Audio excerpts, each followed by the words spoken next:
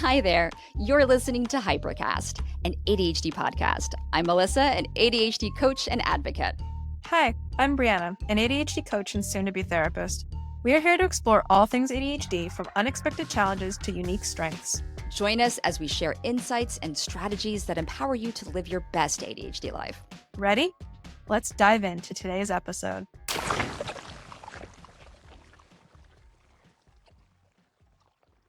Hello. Hi. Welcome to Hypercast. Welcome to Hypercast. Today's topic is ADHD burnout. Ugh, God, let's talk about this. I don't want to, because I'm so tired, Melissa. I feel like burnout is about 40% of my existence in life sometimes. Me too. I just recently am recovering. So yeah, definitely have a lot to talk about for this episode. Let me start by maybe defining what ADHD burnout is. Some of you may have experienced this, but you may not actually know how to define it.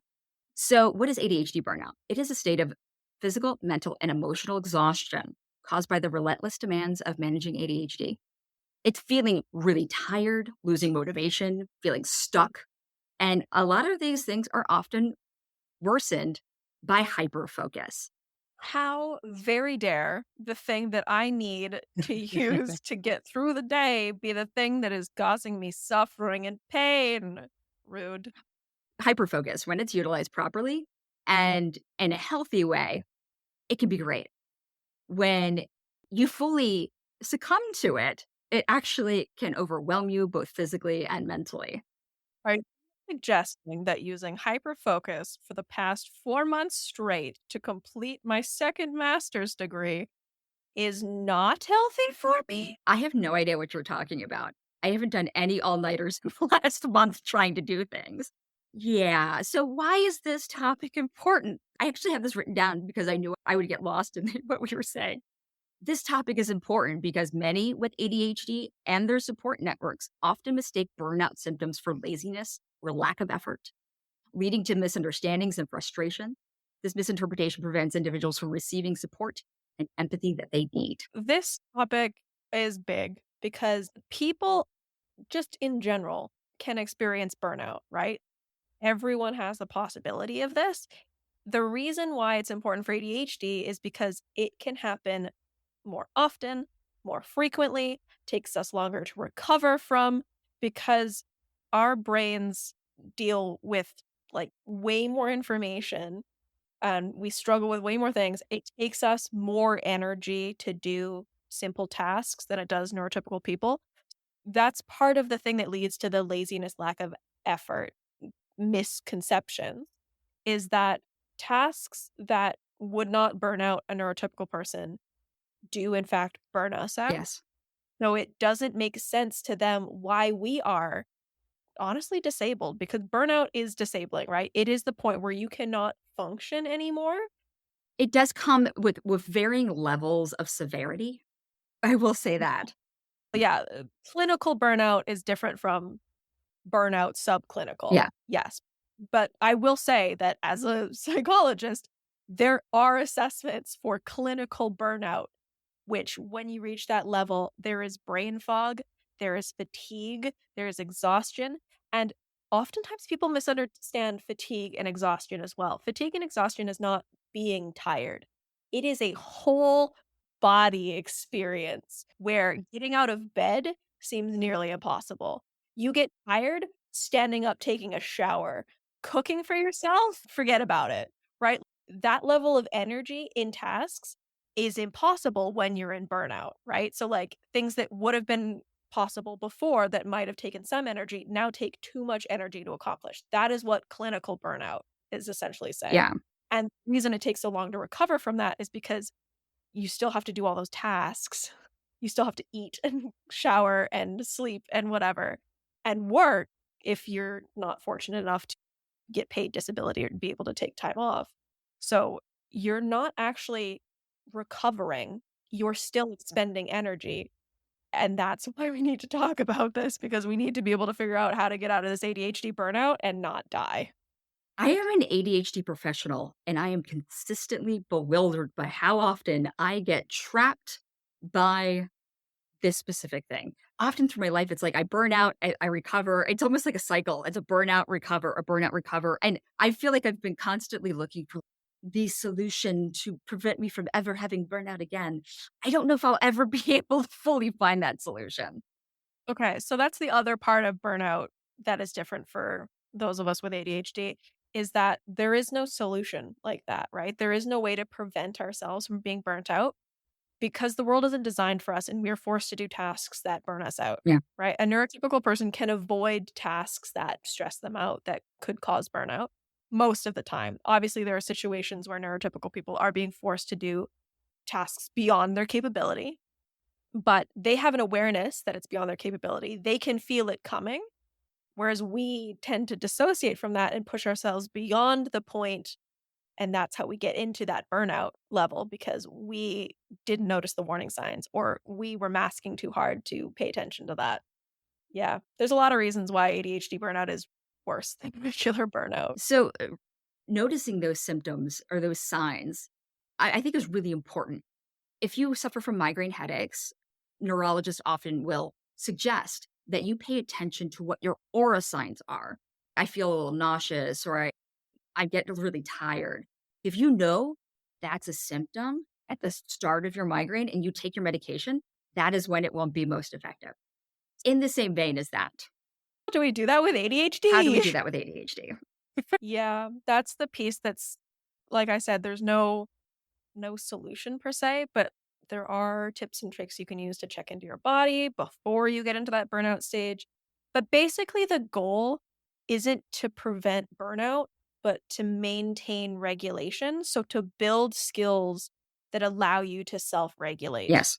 And that's what we as ADHD coaches work towards. That's what intend to do in my therapy practice is really work on this like window of tolerance and building that ability to self-regulate, which includes that proprioceptive piece of being aware of what's happening in my body, noticing those warning signs, and then knowing what to do about those warning signs. Because even if you've noticed, sometimes our ADHD brains forget what the steps were Yeah. once you've noticed. And sometimes if Yeah. you do take the time to recognize what those symptoms are, what those signs are, it's really important for us to write those down. Why? Because we forget them so easily, so Yeah. easily.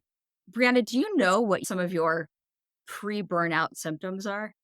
I should because I am in currently or I'm just coming out of burnout and I should write them down and so this doesn't happen again. But I plan on adding them to my ADHD manual at some point once I have enough energy to look back so this doesn't happen again. And if you are interested in an ADHD manual, we are developing a workshop so you can sign up Yes, for that. I will sign up for the wait list. I'm very excited about it I because am I too. need to complete my own. I've started it, I've worked on it. There's still things I need to add, like these burnout symptoms. I think for me, what was happening is I was masking more. The thing that pushed me over the edge was social expectations, right? I was dealing with a lot in terms of my education and my job. And then also there was social expectations that were being placed on me and I was masking through them to the point of saying yes to too many things, that people pleasing. And normally I have enough self awareness to be like, oh no, like I'm tired. I need to not do that. Or I've already had 3 social events this week. Can we move this to next week? And just like being aware of how much energy I have. And I just was not aware of my energy levels. So I reverted back to my masking people pleasing and started saying yes to everything. A lot of times when we have a lot of expectations put on us, whether that be socially, from the family, from work, and then sometimes when it rains, it pours. And you want to be able to satisfy people or the requirements they have of you or the needs they have of you in every arena. But sometimes it's important to understand when you need to be your own advocate and say, hey, what can we do to adjust here? Because Yeah. I'm at a breaking point. Yeah. Yeah. Yeah. I was in a situation where I had less control over my environment, over my surroundings, over the expectations that were Mhm. being placed on me. And all of it, like you said, it rains, it pours. All of it happened all at one time. So school picked up, work picked up, social expectations picked up. I was no longer in my safe space. I didn't have like access to my own bathroom, my own shower, and my own Yeah. kitchen for a period of time. So all of the systems that I had built for me that work for me were removed, and I didn't notice how much I needed those systems in place until they were removed. And then also at the same time, I had such a heavy workload, lots of deadlines, and there was also a lot of pressure to meet those deadlines. Nothing really could be dropped. So even though I knew that I was pushing myself really hard, it was also being praised. That's the other thing is, oh, she works so hard. She's doing so well. Look, she's doing so much to the point where I was feeling really good. But there were people in my life who were starting to feel bad as a result of not pushing themselves to the level that I was, essentially to burnout and not receiving that praise, if Yeah. that makes sense. No, it Like, does. not only were there consequences for me in terms of what I was dealing with, but there were consequences for the people around me because they're like, "Oh, she's doing fine. I was not doing fine." Mhm. That's when that hard masking piece was coming in for you. Yeah, Oh. exactly. And I can only imagine that when you've been taken out of an environment that's really comfortable for you, an environment where you are productive in the way that works for you, it's gotta be stifling and overwhelming, and you've gotta readjust. It's constantly readjusting, and Yeah. that's gotta really affect the amount of time it takes to get something done. Everything was taking longer, and I didn't know why. Everything was harder, and I didn't know why. And also, I was, like, not really sleeping, not really eating. I should have known. Basically, I should have known. And then also, I got really sick, physically sick. Yeah. So burnout can actually take quite a long time to recover from, but not just mentally, like physically.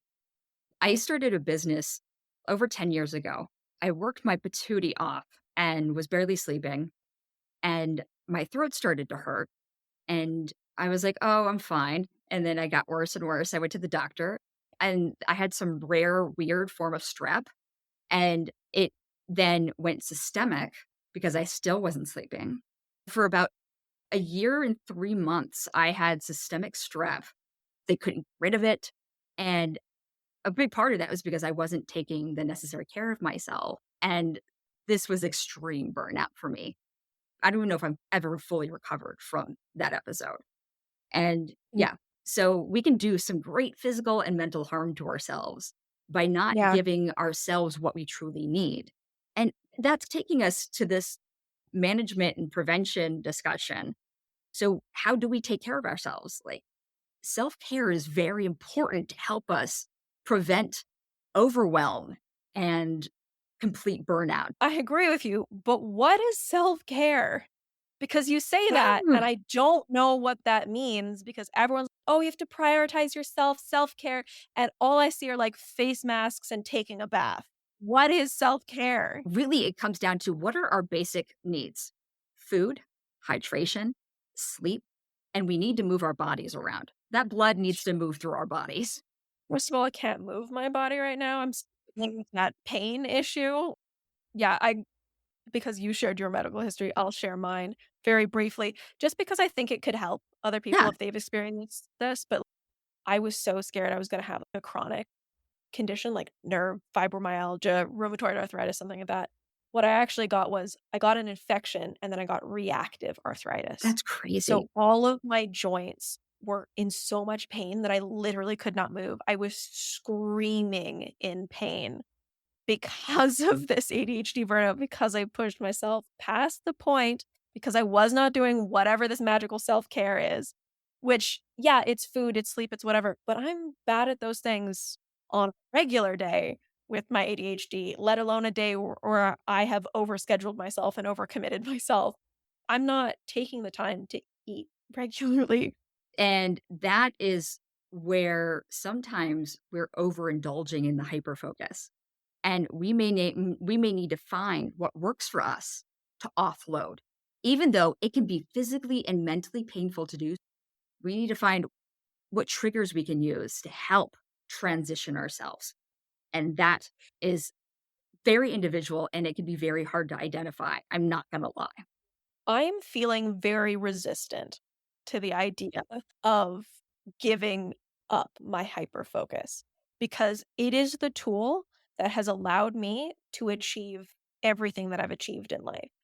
I am where I am with my education, with my career, because of this hyper focus. So when you say it's a bad thing, my defenses are immediately up. Oh, I will advocate for hyperfocus all day long. It is one of my favorite ADHD traits.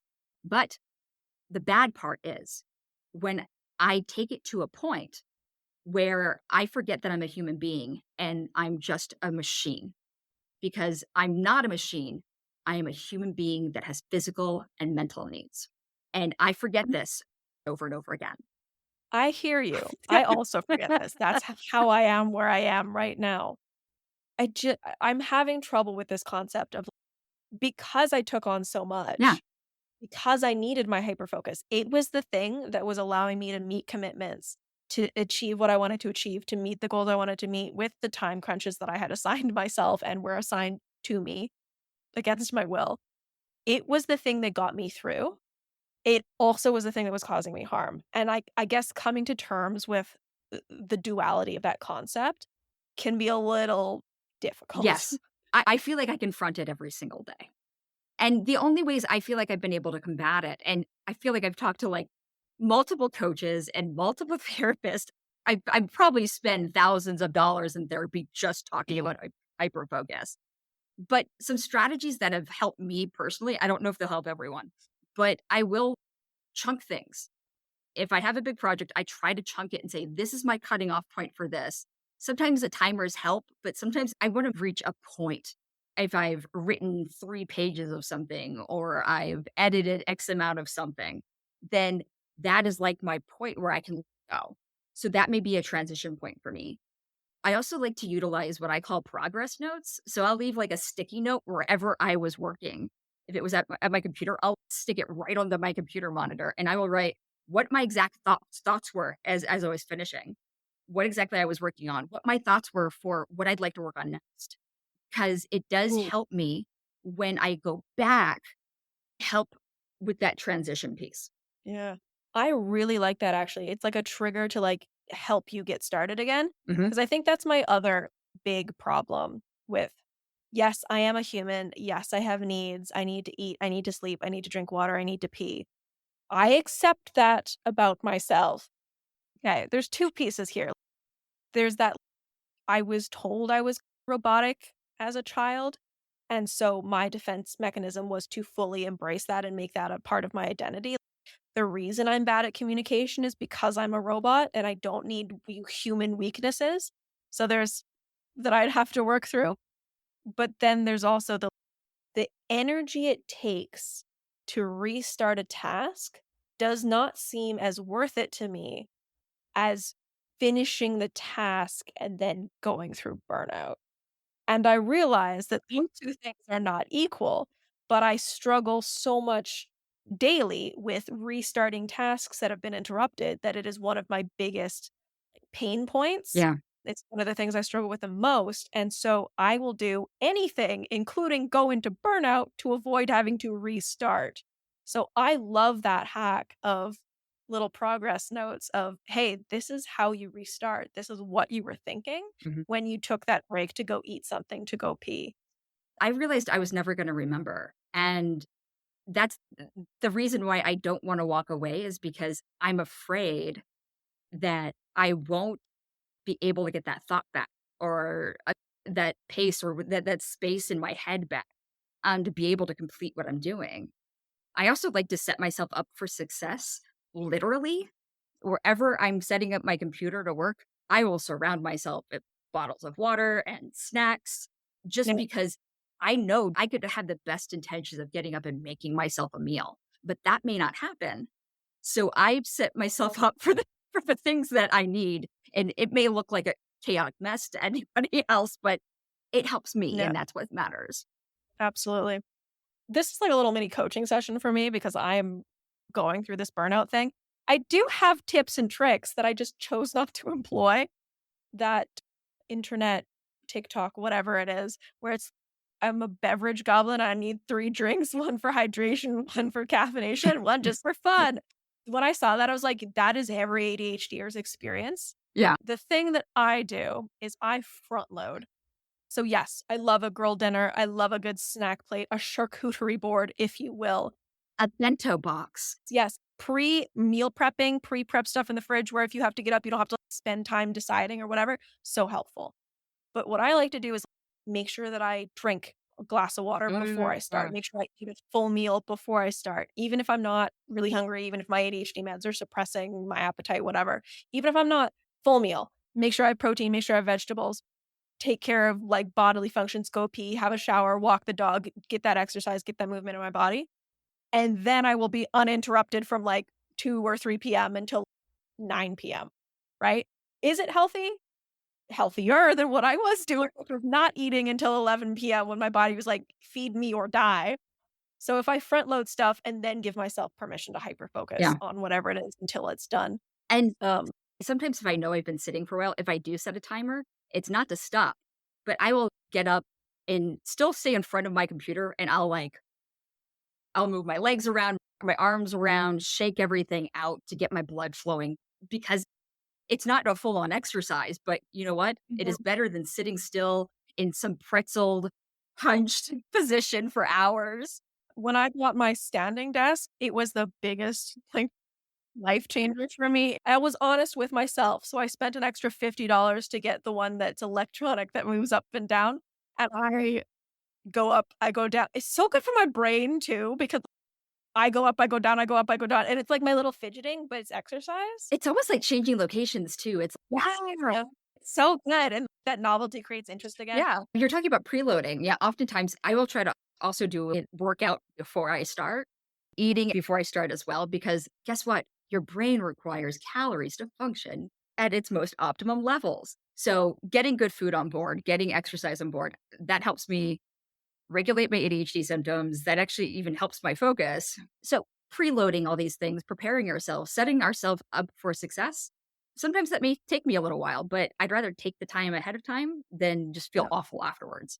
exactly. I also do social things before to meet social expectations. So I'll go say good morning to whoever I'm with at the time, or I'll reply to text messages or reply to emails or whatever, anything that's going to require me to break focus, Mhm. but also meet those social needs that I have, meet the social needs and expectations and relationship markers of whatever relationships I'm in. So then I won't be interrupted later.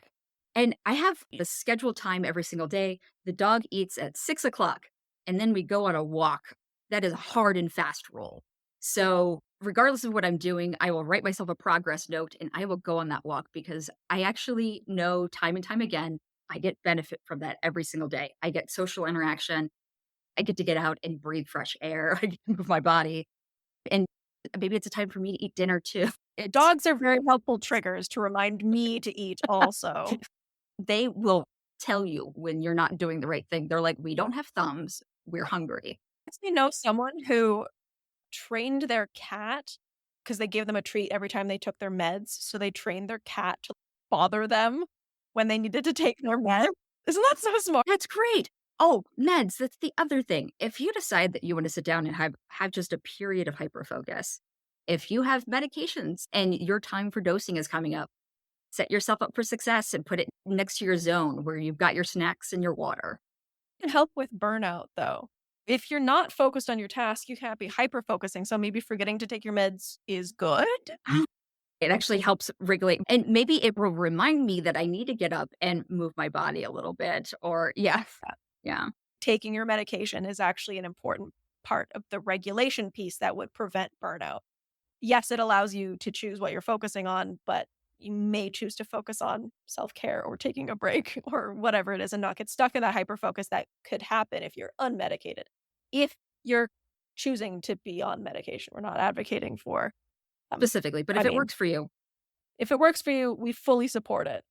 and I am gonna be in full support of you may wanna cover your ears, Brianna, but sometimes we need to take a day off. Sometimes we need to take a day off. Taking a day off means taking a day off of whatever you need, whether it's taking a day off of work or just I have a tendency to even on weekends, I wanna work all weekend long, but maybe going to a movie or just sitting down and breathing for a few minutes, going for a walk with your dogs. These things are really good for your physical health, your mental well-being, And sometimes I treat those times, I'm like, oh, if I can breathe a little bit, maybe I can remember to make a healthy meal. And you keep bringing up stuff that just is so triggering to me because I know that I should and I wasn't doing it and now I'm here. But yeah, that balance piece of actually having a weekend and taking the weekend or taking a day off and not doing work, having that flex time, that flow time, that even what is it the kids are calling it these days, bed rotting, where you just don't have to use your executive functioning or even have a little bit of fun, go outside, whatever. But even if that's like too much, you just need like a day to like decompress inside and not talk to anyone if that's what you need. Dude, I love a good day where I just stay in my pajamas all day and I like watch reruns of stuff. Yeah. It's so healing to just not be always doing, always Yeah. responsible for whatever it is and just having that time off. And yeah, I'm guilty of not doing that. My biggest problem is I always think that I have enough time for all the things. No one with ADHD has enough Yeah. time. I'm like, I have time for half of the things that I have on my plate. I delude myself over and over again. I will never understand how much fits in a day. I will try. There is no way of knowing. There is no way of knowing. The neurotypicals are insane for believing that they could possibly know that. There is no way that we could possibly predict how long tasks will take, how many tasks will fit in a day. Yeah, no. So, something I also wanted to bring up is that there are different levels of how extreme this burnout can be. And sometimes this burnout can be very extreme, where we can get very physically sick. Our mental health That can be unwell. I've been there. And the reason why I feel like I've been trying to solve this problem for at least like 20 years is because it is something I have to revisit over and over again. I'm like, I'll never learn my lesson. I don't know if it's a lesson to learn. I think it's more of a just figuring out how to take care of myself best and and yeah, and not feel bad about who I am or how I function. But if it does get extreme, if you're losing interest in things, if you're noticing signs of depression, if you notice you're becoming very physically ill, if you're not sleeping well, there is a time and place where you may need more intervention than internet hacks, things that we may suggest for you to do. Brianna, you are a professional here. Do you want to take this up and talk about what someone should do if they get in a position where they feel like they may need help beyond themselves? I would love to. At the top of the show, I was talking about clinical versus subclinical burnout. So if you are at this extreme level of burnout, you can actually go to a psychologist and receive a diagnosis, which may grant you temporary leave from work, disability access. They may be able to guide you towards resources for hospitalization, even if that's what you require to force yourself to take a break to deal with some of these physical symptoms, some of these mental and emotional symptoms that can be quite dangerous. Yeah, if you're in subclinical burnout with the brain fog, the fatigue, loss of motivation, there are ways that you can recover from that through mindfulness, through meditation, through therapy, through taking that break, through practicing self care.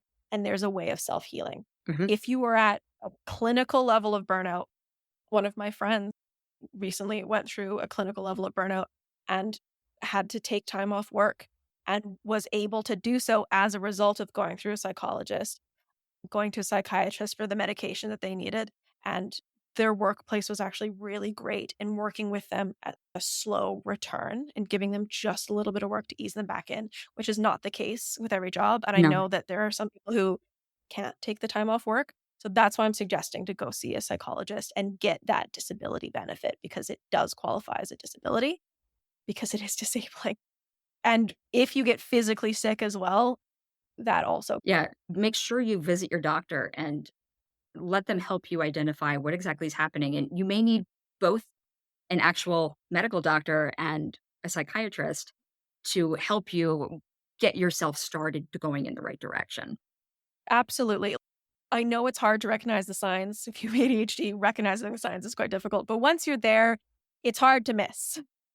So if you know that you need help, obviously it's exhausting. You can barely get out of bed, Yeah. right? But have someone make a call for you, get yourself to the doctor if you can. There's telehealth these days.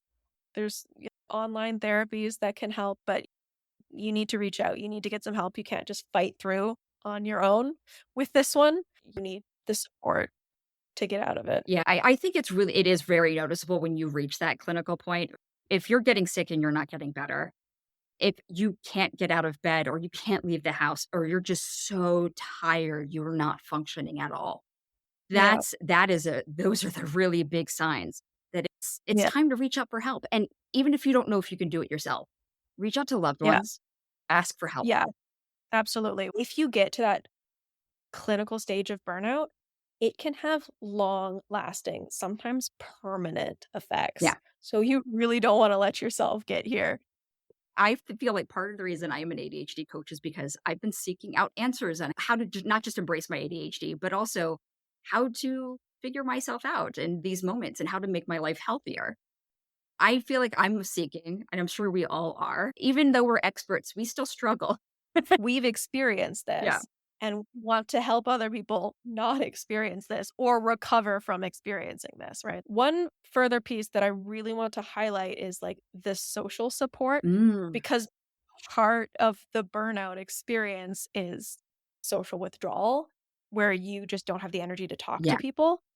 And also, there's this like stigma and lowered self esteem issue that comes with it as well. Of I used to be able to do so much. I was doing so great. Now something's going wrong. I don't know what's going. So you feel bad about yourself.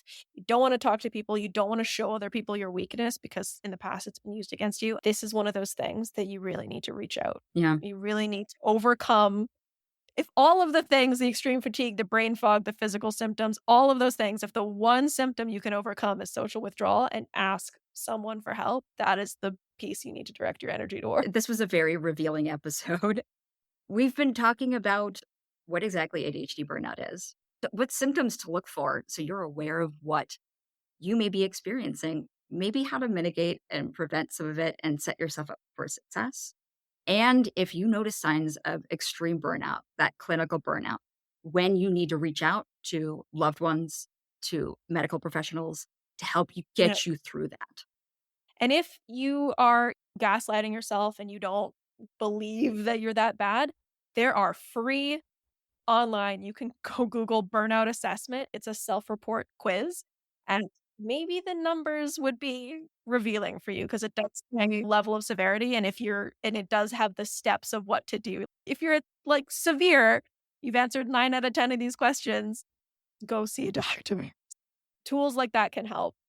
Also, reach out to online communities because they can be really helpful. I don't want to say that they should be your assessors, but a lot of us have experienced this Yeah. point of burnout. Even if you're just looking for support or not feeling alone, online communities are a really great place to turn to get that support that you may need. Community is really helpful when you're recovering and that not feeling alone piece. When you're in the burnout, I will say that I didn't have the energy to reach out to community support groups. I reached out to my one person, but yeah, afterwards, they're super helpful. Even that one person can Yeah. help point you in the right direction. Yeah. Yeah. Before and after. During, spend all of your energy reaching out to that one person who can advocate for you on your behalf. I'm really pushing this point because Yeah. it is so important to have a support system. Just one person in your life that can help you. Awesome. I think that sums up everything. This is a really emotionally heavy topic for me to talk about. Brianna, anything else you want to say?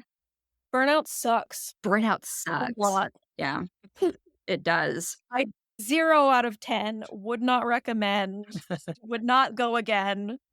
I am going to be writing down my triggers and never letting myself get here again. I've been working on this solution for 20 years and I still don't know if I know what all my triggers are. And I think I need to pay better attention. Anyway, thank you for joining us. And we wish you well. And thanks for listening. Tune in next time for our next episode. Bye. Bye-bye. Thanks for joining us on this episode of Hypercast. If you've enjoyed today's episode and want to stay connected, be sure to rate and subscribe. And check out the show notes for links to our social media and websites. Whether you're seeking practical tips, heartfelt stories, or just a sense of community, Hypercast is here for you. Remember, you're not alone in your ADHD journey. Together, we can navigate the highs and lows with courage and compassion. So until next time, take care, stay curious, and keep embracing your unique neurodiversity. Catch you on the next episode of Hypercast.